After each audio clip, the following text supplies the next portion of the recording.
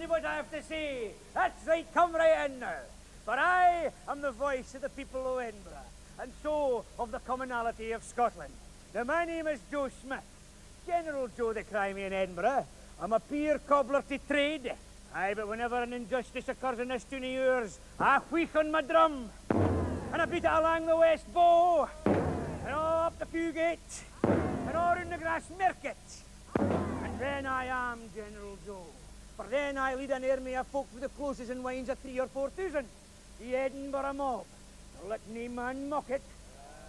Aye, there's yin that tried. That is poor old Jock Porteous. He was a captain of the Toon Guard. But I'll come back to him in a minute. First, to this union with England. Now you see, no sooner had they gotten their union with England than they set about breaking every single article in the union agreement, one by one. Aye, and I hear they're still up to their tricks in your day, my friends. Something about a poll tax, eh? Aye. Well, but we had the answer. No union! No union! No union! Oh, but there were a few. Oh, aye, quite a few. That it made riches and power for beyond the wildest dreams of what they could hope to amass in a Scotland that stood alone. Aye, but they were the ones who voted for it, and they were the ones who gained by it. I myself am in favour of the union of the speech of the two countries. I am not, of course, referring to the Highland Gaelic, a barbarous language. I am talking about the eradication of the Scots tongue, so-called. A crude, inexpressive muttering.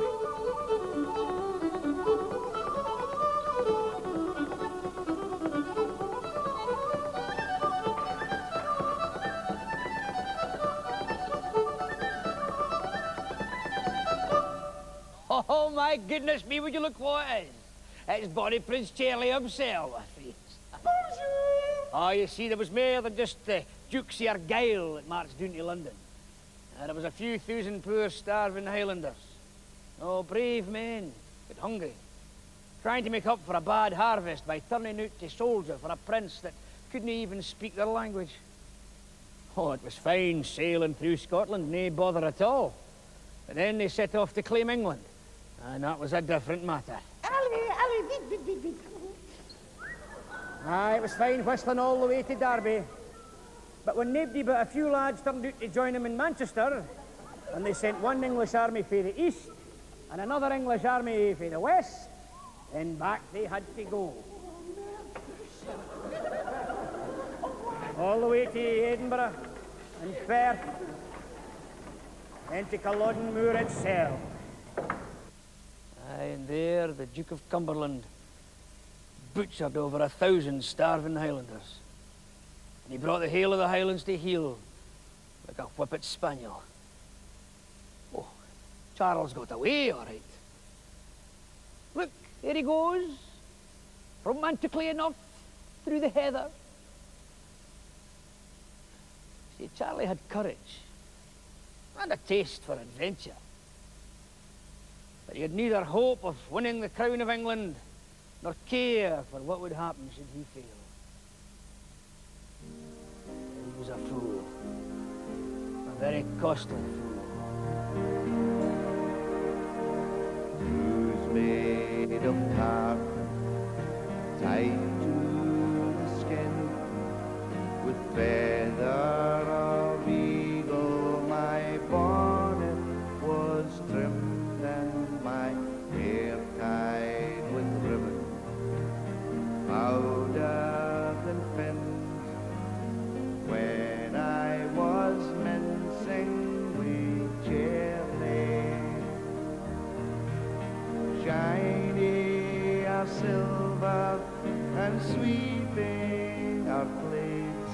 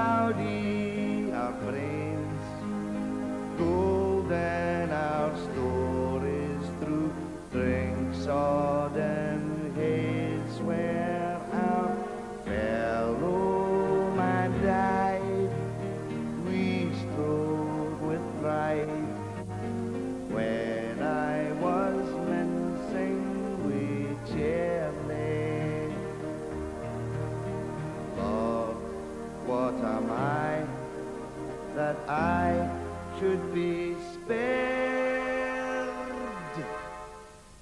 till the drinks drunk dry.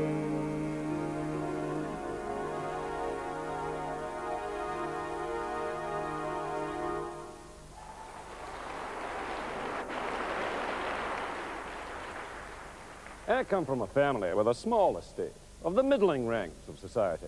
And although I may have risen to the very top, I've never forgotten what the common people need. Discipline. And, if possible, fear. Don't forget that, Robert.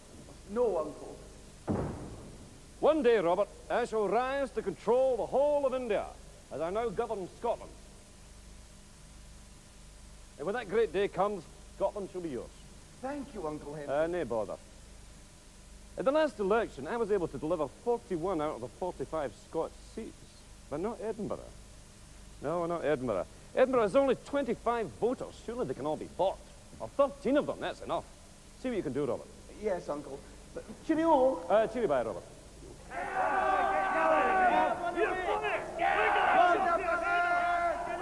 Uncle Henry!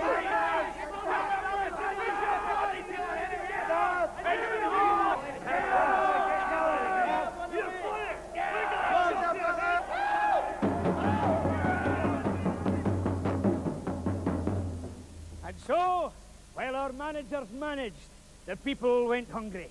The first strike in Scotland, the workers withholding their labour, took place not in Glasgow, but in Edinburgh in 1734. And from that day on, the Edinburgh mob was the best instrument of democracy Scotland could hope for. Yes! If the grain merchants put their prices up, we took them down again. Yes! And if they found a better price in England and tried to steal away with it, we were doomed to leaf and chop down the masts of the grain boats, so they couldn't take it anywhere. Yes! And if they tried to serve us short, we were struck back for the rest of our measure. Yes! I shall send 4 troops of dragoons and the 53rd Regiment of Foot to Edinburgh to quell the people's fire. Oh, yeah!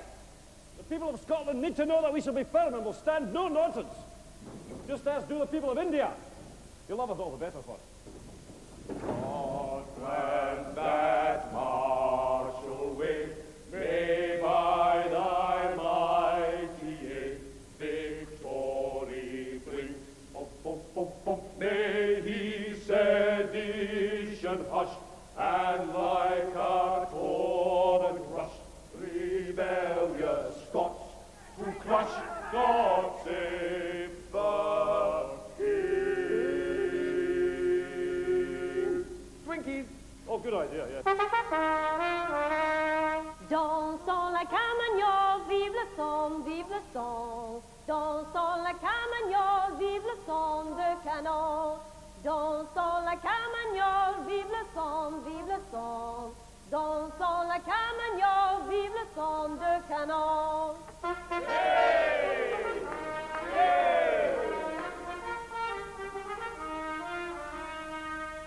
Oh, heard ye o the tree of France, I wot na what's the name o't. Around the taw the patriots dance, while Europe kens the fame o't. Upon this tree there grows sick fruit, its virtues I can tell, man. It raises man up in the brute, it makes him ken himself, man. Aye, the tree of liberty was bearing fruit in 1792, all right. June the 4th, the King's birthday. The Lord Provost of Edinburgh invites a few of his cronies up to drink a toast to the King's health. Aye, but down in the lawn market, a different toast was ringing out loud and clear. To George the 3rd and last. To George the 3rd and last. Aye, and just to show we didn't care, we chased these soldiers halfway down the high street and set fire to their sentry boxes. Oh, aye, we had a party that night, all right, my friends. Dear Uncle Henry, the evil spirit of the French Revolution seems to have reached us in Scotland. I was in the hopes John Bull would have kept it to himself, but no. There is a lawless force of mob roaming the streets of Edinburgh, which even the dragoons, which you so kindly provided, cannot dispel. Now, fortunately, the mob here do not know exactly what they want. Spoken like a true Lord Advocate, Robert. There is, however, another element within Edinburgh society which knows precisely what it wants. A young advocate, one Thomas Muir, expelled from Glasgow University not 5 years ago, is the prime mover of a most cunning and articulate organization of disaffection known as the Friends of the People. Join the Friends of the People. Support the ideals of the French Revolution. The Friends of the People. Membership only 6 pence per annum. Now, alone they have no power, and the mob alone have no direction. But should they combine the one with the other, I fear our days are numbered. Sooner or later, your buying of Scotland cheap in Edinburgh and selling it dear in London will come crashing to the ground like the might of King Louis of France. And just as the true representatives of the people rule that great state, so here too, the people must rule. I am resolved to insinuate a spy into the heart of their councils, and to set about clapping Mr. Muir into the toll booth for high treason, and thence to the gallows, or at worst, Van Diemen's Land. That revolution will come resounding throughout the world for years to come, until the high and mighty in our land shake with fear and tremble until they give way. I'm a lawyer too. I'm a Scotsman, and I'm a radical. As I said, I formed the society Friends of the People to promote the ideals of the French Revolution. Membership is 6 pence per annum, unlike in England where it's £2 per annum. You get your revolution cheaper in Scotland. We had branches everywhere, 57 of them all over Scotland. Tom Paine's The Rights of Man, they tried to prescribe. But that was all over Scotland too, even translated into the Gaelic. Now, I don't know what it is in that ancient tongue, but I assure you the rights of man mean the same in any language. In 1792, we held a national convention in Blackfriars Wynd in Edinburgh. The Friends of the People were going into action. Friends, I have a letter here from our brothers in Ireland, the United Irishmen. I'll read it. And Mr. Muir, I think it unwise. They are a proscribed organization whose words we may not utter. Mr. Wilson, if we cannot even read out a letter, how are we going to start a revolution? But maybe those among us who are not for to see.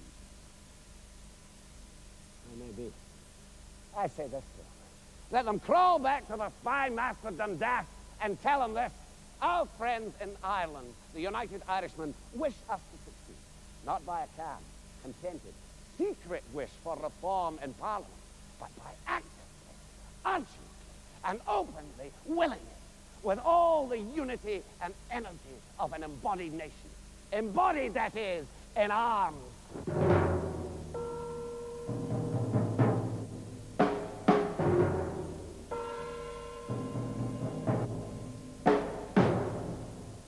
There has of late been a spirit of sedition and of revolt against our British Constitution.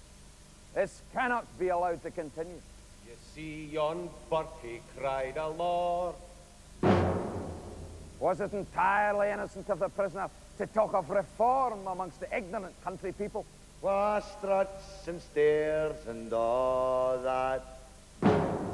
And of preserving their liberty amongst the lower classes of the towns who, but for him, would never have known it was in danger. Though hundreds worship at his word. He must know that Parliament will never listen to such a rabble. He's but a coup for all that.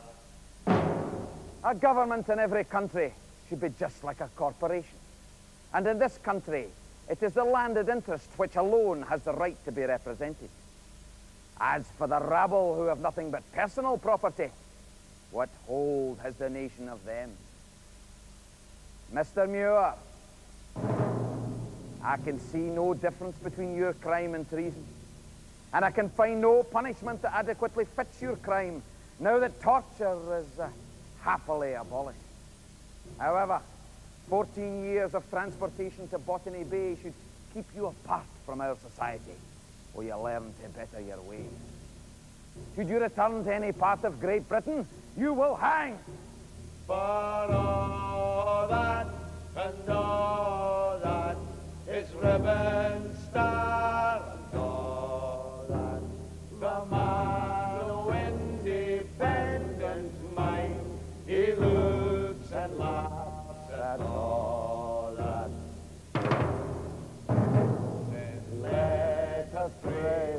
But come it may, as come it will, for all that sense and work for all the earth shall bear the gree and all that, for all that and all that, it's coming yet, for all that man command the world of, shall brother be for all that.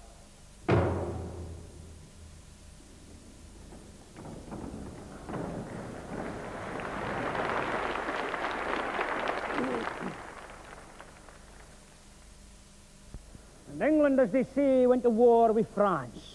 Oh, and you can be sure, when they say England goes to war, it means that thousands of Scotchmen will die. You know, it's a funny thing, my friends.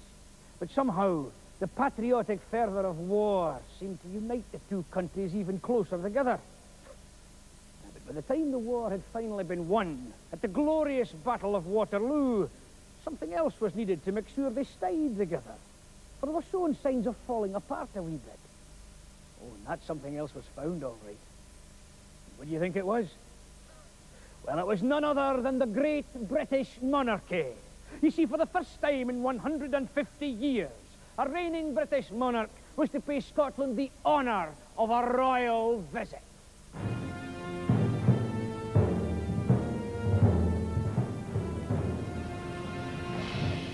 Wee King Geordie IV himself was tickled pink at the prospect of being King of Scotland.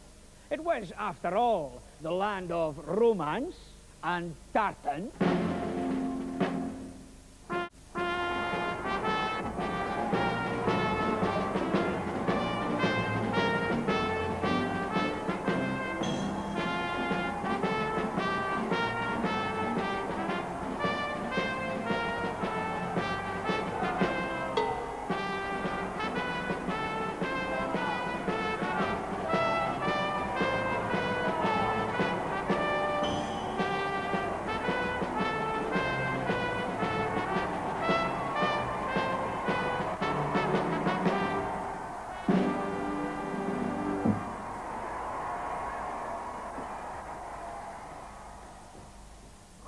One och I.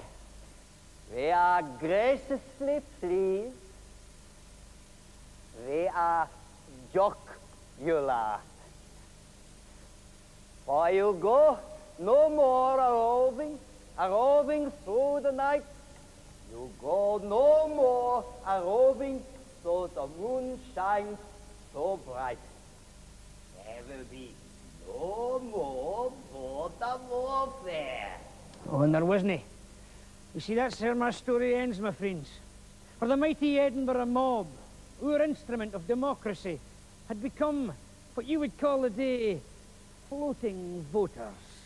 And they were placed into the safe hands of Sir Walter Scott and his heirs, the PR men. Oh, I'm a woe, my friends, before I spew. Instead, you will serve my granddaughter Victoria. You will build her a mighty empire on which the sun will never set. A goddess, an almighty queen, whom you will bow down and worship. For lo, fair she comes.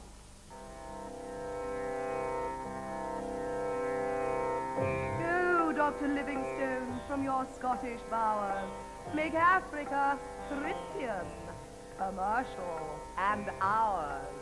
Go, Mr. Gladstone, send our troops into battle for our empire to grow. They must die like cattle. Mine kleine Highlanders, win me more land, though your own have been taken. With pride make a stand. Go MacDonald's to Canada, to Australia air. Go all to South Africa and drive out the Boer. Go Grant to New Zealand, to China go Matheson. To India, Malaya, and Burma go Scottishmen. in Egypt and Persia. Swing your kilts, show your knees. To New Caledonia, the New Hebrides, and wherever you go, they will obey your command. For you slaughter and kill for the Queen of England.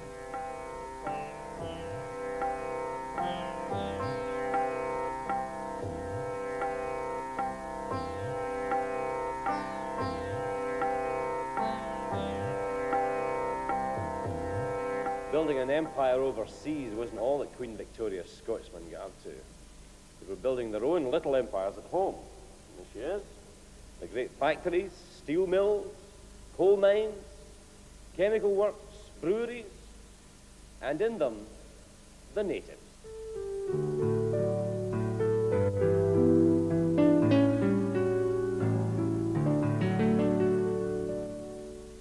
From the mountains of Galloway, from the shores of Argyle, from the green swells of Sutherland, it's many a mile.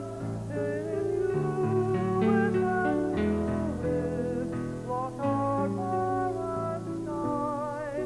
We are heading for Glasgow with that steel in our eye. From a hungry Connemara, from the green hills of Clare, from the mountains of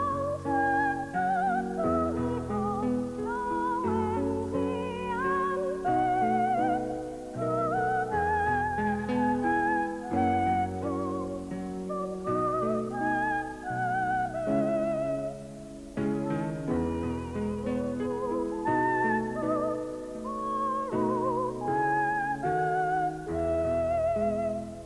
now empty and bare, from now it's like a pack with disease.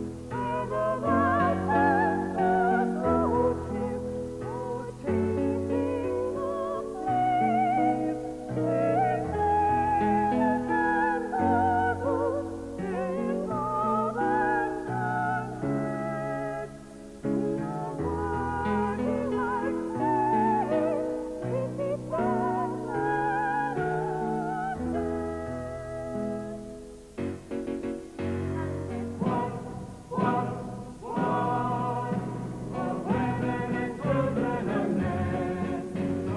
and marbles in northern sunset. We are working like slaves, pretty Brothers and sisters, no, we might not be so true blue, so British to the core as our masters, but we can't ignore our friends in England. I have to tell you that Mr. John Collins from the Birmingham Radicals has asked us if we here in Glasgow will go with them for reform, for agitation for a People's Charter of Rights. And I say that we have more in common with the folk of Birmingham, Fergus O'Connor from Ireland, and the London Working Men's Associations than we have with our Scottish masters or the Scottish landowners. And that is how the very first meeting in the whole of Britain of what they called the Chartist was held right here in Glasgow, on Glasgow Green. Over 200,000 people on a wet Monday, the 21st of May, 1838. Jimmy Turner kicked off by telling us how we all had to behave ourselves. No revolution here, he says, only correct, peaceful behaviour. Then, up gets Mr. James Atwood of the Birmingham Political Union, an Englishman. We ask no more than a vote for all who labour, for the rights of all to unite in trade unions, so we stand together rather than fall one by one. From here, from Glasgow, we will send out our great national petition. Now that the people of Glasgow have met, 48 other towns will follow suit. Once the 49 delegates from these towns have met in London, I would like to see the House of Commons that will resist their petition. But if God makes them mad, then another and yet another petition will be sent. Then we will unite together in a general strike. I say to you, the people of Glasgow, your brothers and sisters in Birmingham will not shrink in the cause of peace, loyalty and order from assisting you even to the death. Once more, in your countless masses, come with us. Hearts of lions, but with the gentleness of land.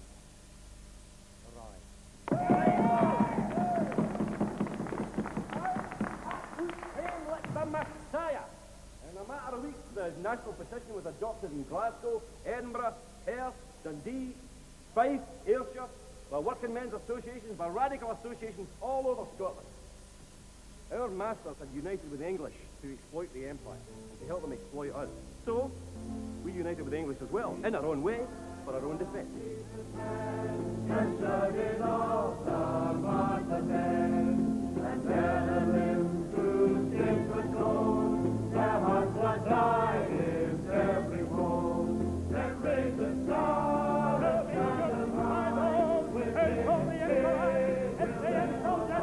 Of the pauper Rome, whose only strategy is to turn Ireland into a British exile.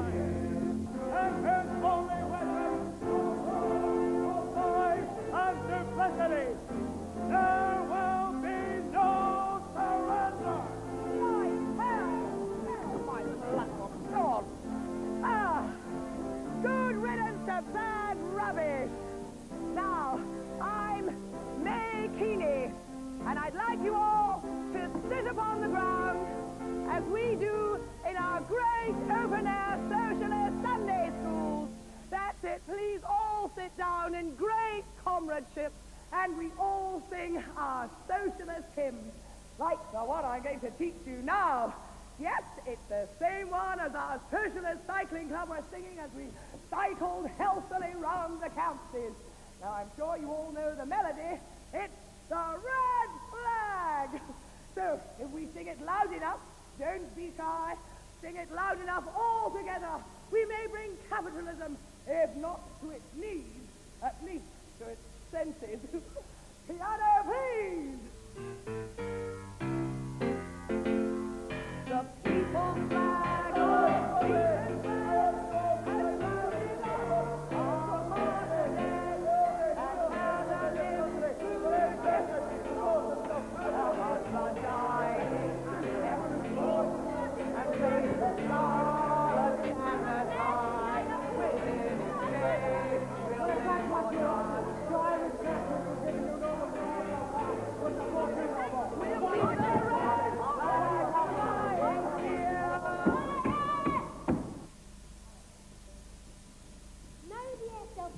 with the ILP, the Socialist, Labour Party and the DSP can go and fight each other, and the SDS and the SL as well.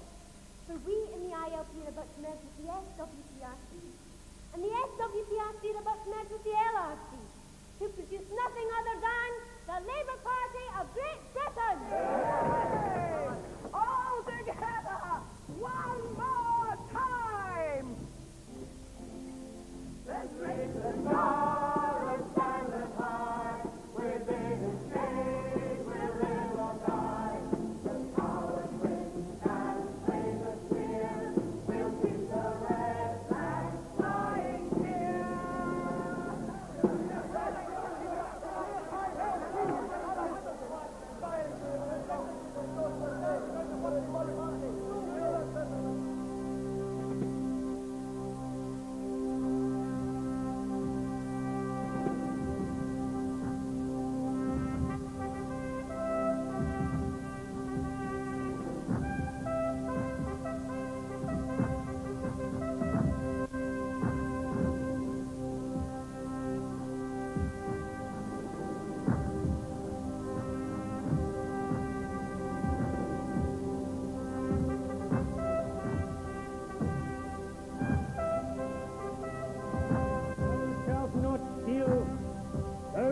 Not kill. So says the Bible. But as a consequence of the robbery that goes on in the world today, Britain, Germany, France, the United States, all have had to keep armies. And inevitably our armies will clash together. On that and on other grounds, I consider capitalism to be the most infamous, bloody and evil system that mankind has ever witnessed. My appeal is to the working class. They and they only can bring about the time when the whole world will be as one brotherhood on a sound economic foundation. On Friday, the 31st of January 1919, a huge crowd gathered in George Square in Glasgow to support a demand for a 30-hour working week. Monroe, the Scottish Secretary, panicked and persuaded the government in London to send up 12,000 troops, 100 lorries and 6 tanks to Glasgow. The police charged the crowd and turned the demonstration into a riot. I hold the British Empire to be the greatest menace to the human race. The best interests of humanity can therefore be served by the breakup of the British Empire. The Indians and the Irish are playing their part. Why not the Scots? For some time past, the feeling has been growing that Scotland should strike out for national independence. I stand for a Scottish workers' republic with control in the hands of the workers, male and female alike. But the Scottish workers must be joined in one big industrial union by their English and Welsh comrades against industrial capitalism and imperialism. And we must refuse to murder our fellows on this planet at the autocratic bidding of John Bull.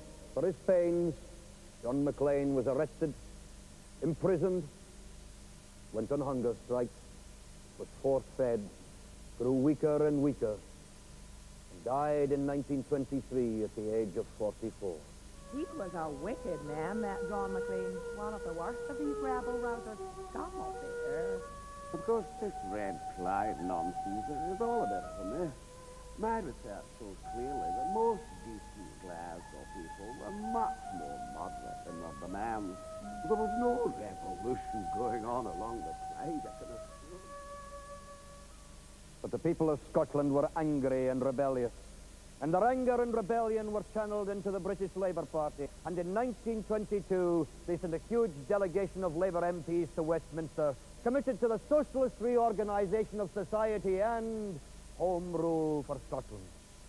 The night they were catching the train to London, a huge meeting was held in St Andrew's Hall. The place was packed to the rafters. John Wheatley got up to speak.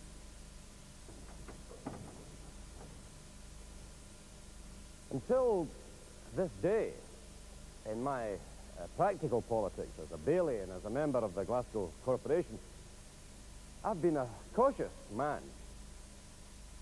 I've acted on the principle that we, as socialists, must never go too far ahead of what the mass of the people want.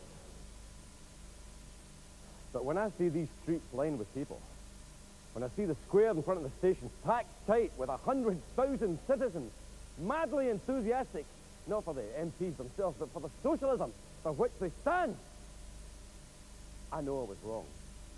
It's been proven to me at this moment, beyond doubt, that the people are ready to respond to a bold socialist lead.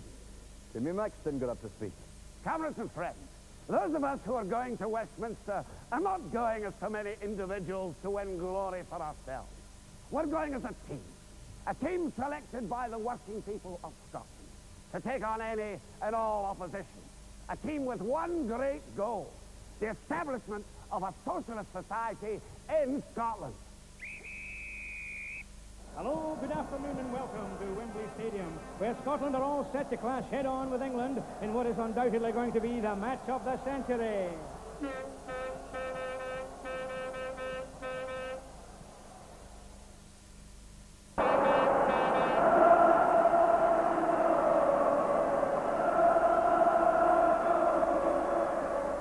There is an extraordinary atmosphere of expectation all around this ground today.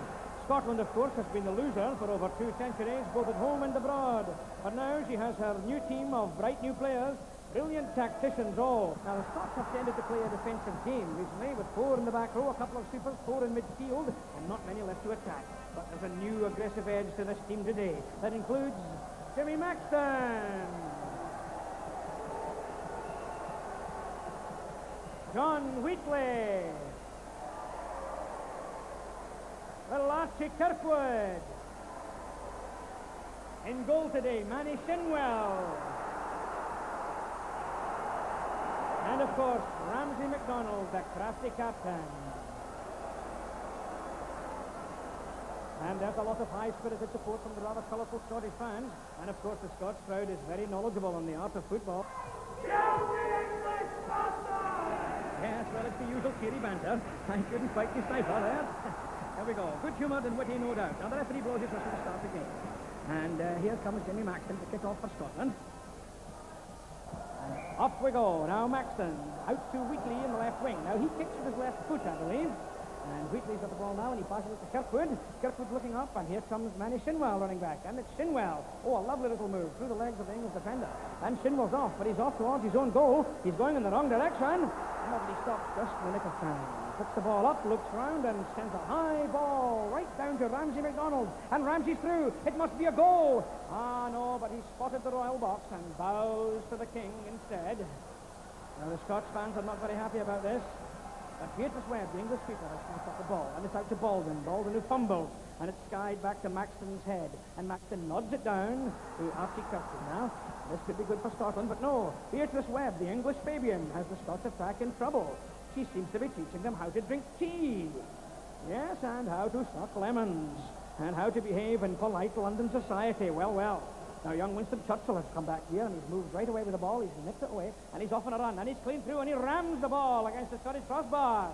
But Manny Shinwell gets the rebound, looks up and throws a high ball over to the left wing, and there's Jimmy Maxton yet again. Maxton's off. He beats one man. He beats two men. He's coming right through. He's into the English penalty area, but oh dear, he's pulled down heavily by the English health minister there, who stands laughing at him. But Jimmy Maxton gets up. You have blood on your hands. The blood of infants. It's a fearful thing for any man to have in his soul a cold, callous, deliberate crime in order to save money. The referee has pulled out a red card. Well, well, a sensation here. A very, very tragic thing for Scotland. Here comes John Wheatley now. Well, I say they're murderers too. Every Tory that voted for this parsimonious legislation. But the referee has sent Wheatley off. Well, my goodness, there are those who would have called that a clear-cut penalty for Scotland, but it's ended with Maxton and Wheatley taking an early bath for unparliamentary behaviour, and the Scottish fans are turning quite nasty now, but the game has restarted with a long punt into the Scots goal mouth. And it's Churchill right through, but he's mesmerised by Manny Shinwell. And Manny's got the ball, and he boots a high one, high downfield to Ramsay MacDonald once again. And look at the tricky footwork here from Ramsay. Oh, wonderful stuff. Out to Kirkwood. Kirkwood now, moving out to the right wing more and more. Back to Ramsay MacDonald. It must be a goal. Although Home Rule is very definitely part of our programme, and partly why we're elected to power, I will not be the last Labour Prime Minister to do some simple arithmetic and to see that should Home Rule come about, I will lose the support of a number of Labour MPs at Westminster and lose the next general election. Therefore, I shall pass this ball to a private member's bill, which I will appear to support, but ensure does not get through the House. So, well, here's a turn-up. The Labour Party have been thrown out without achieving Home Rule or devolution, and the Tories are back in Westminster with a vengeance. And the Unionists in Scotland are, of course, on their side, so it's looking like a very unequal contest here. But now what's going on? My goodness, it's Chris Grieve, my colleague from the sports desk, who's on to the pitch, and he's playing as Hugh McDermott at number 9. And he plays the ball down the line. Yes, very nice. Some very lovely stuff here from little Hugh McDermott. But now he's making his way straight back to the press box. There he goes. Yes, and Chris Grieve is phoning in a glowing report of the play of Hugh McDermott. Now he's back onto the pitch, and he's claiming there's been a literary renaissance. And he's showing off his Lalans. He's going like a train. Oh, dear! Oh, he's sawn down there very heavily. The Lalans kicked from under him. A very hostile, critical reception for Hugh McDermott in England there. And he limps off to write his own review of his own work. But the referee has awarded a penalty kick to Scotland. And so with 29 years of the 20th century gone, Labour are back in power, Home Rule still in their manifesto, and Ramsay MacDonald is still the captain. And he's electing to take the penalty kick himself. Ramsay MacDonald. Oh, my goodness me! He scored an own goal! Direct from the English penalty spot. Well, well, well. Now, his own team are haranguing them about this. They're giving him a really hard time here about this. But Ramsay's having none of it. On comes John Wheatley. And Wheatley's getting into the argument. But no, Ramsay brushes them aside. He marches to the centre circle. And he's taken off his shirt. And yes, he's thumbed it inside out. And he's playing for the other team. Well, that's sensation there, a tragedy for the Scots.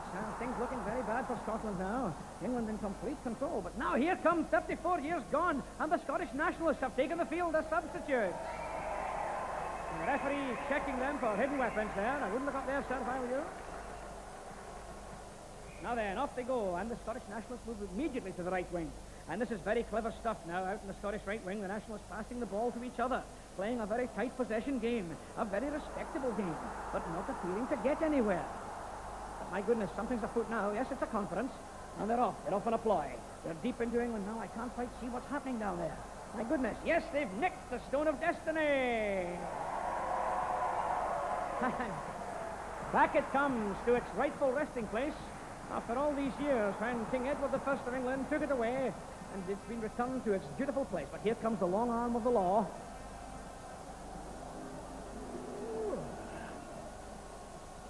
The ceremonial object, or stone, was, after information was received, recovered in a bothy or barn near Brechin, arrested, placed in the boot of a police car, and returned to its proper resting place behind bars in London. Yes, well, thank you, George Dixon, and off he goes with the stone, but is it the right stone? We'll probably never know. But the referee has held up a red card here. My goodness, he's ordered the entire Scottish National Party off the field. And play is about to restart now. The referee places the ball in the centre spot, but the Nats are back on, and they've got the ball, and it's out to the wing, and off they go, and they've beaten 1 man, 2 men, 3 men, 4 men. It's a try for Scotland.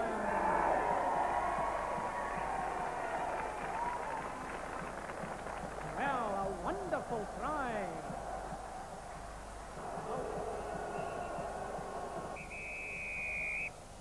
A wonderful try by the Scottish National Party there, but unfortunately they're playing the wrong game. And the referee now has blown his whistle, and he's sent them off the field for the second time. And off they go. And I'm sure they might be back. The English move right into the attack. And oh dear, they're hammering in goals right, left and centre. Now then, John, please come in down on the touchline there. What's going on, John? Looks like the Scots, 60 or 69 years gone in this game, and the Scots are not playing with the same enthusiasm they had at the beginning. Of course, they have this unique problem, you see. Some of their best players go and play for the other team. Now, out of the 23, 24, 25 goals now scored for England, some 17 of 18 have been own goals by the Scots. My goodness me, and even as you talk, that was another own goal there. Now then, the Scots are about to kick off for the 27th time, and it's looking good for England. But then the fans are starting to sing. But what's going on now? The Nasts are back on the field, the nationalists, and they're holding up oil. They've got oil, I think. John, come in, please. What's going on? Well, David, I can exclusively reveal that the Scots have discovered an oil field in their own half of the park.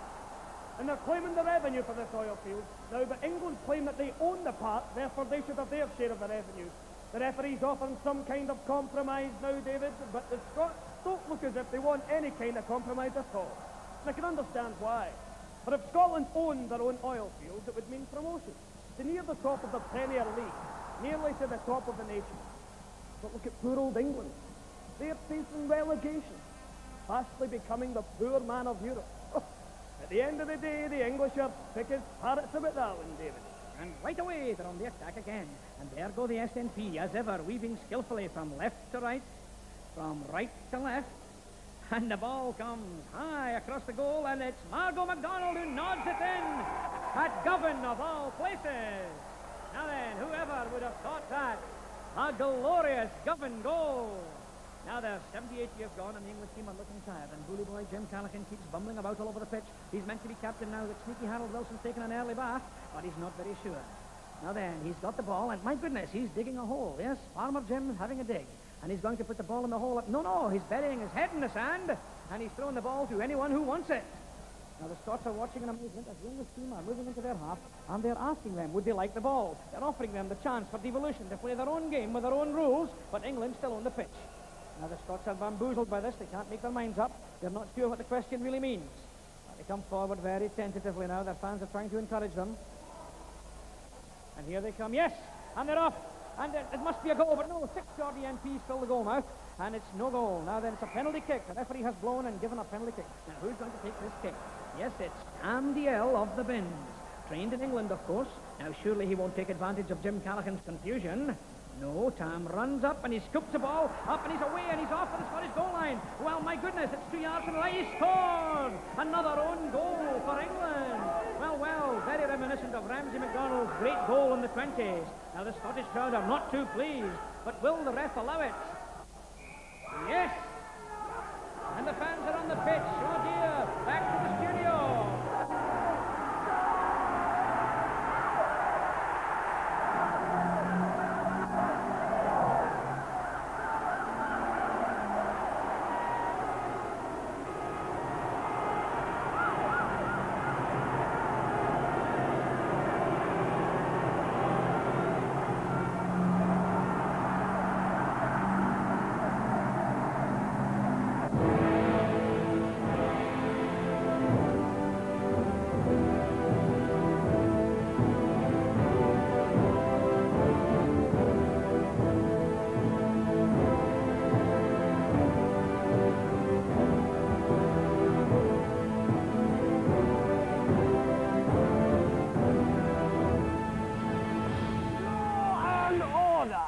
I will have law and order if I have to break every law in the land to get it.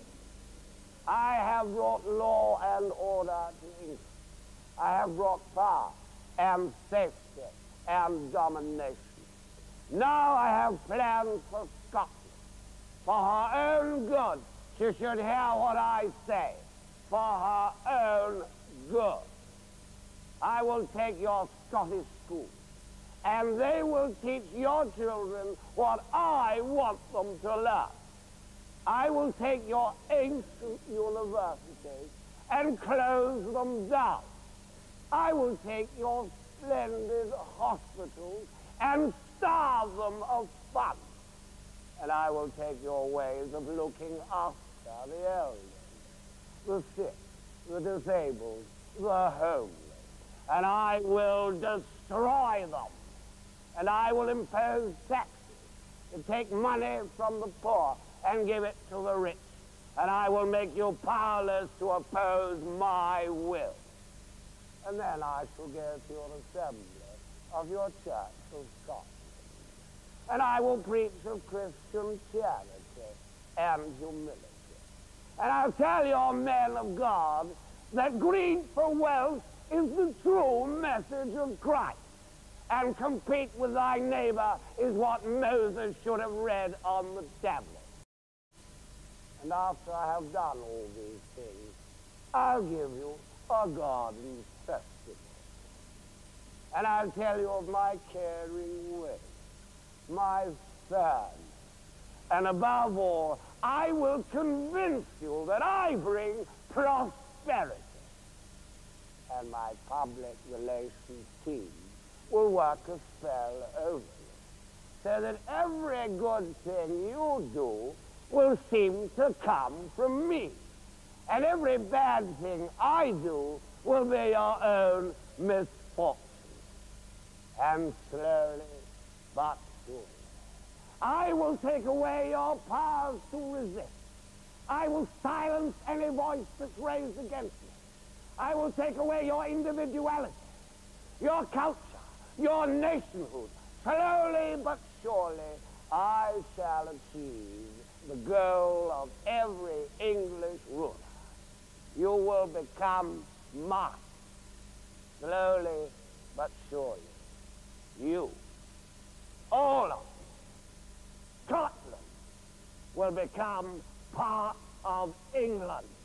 And I say unto you, that before the poor people of Scotland will bend the knee to you, we will raise a riot in this country, like the roaring of the gale, and you and your breed of tyrants will be swept away and hurled over mountain tops.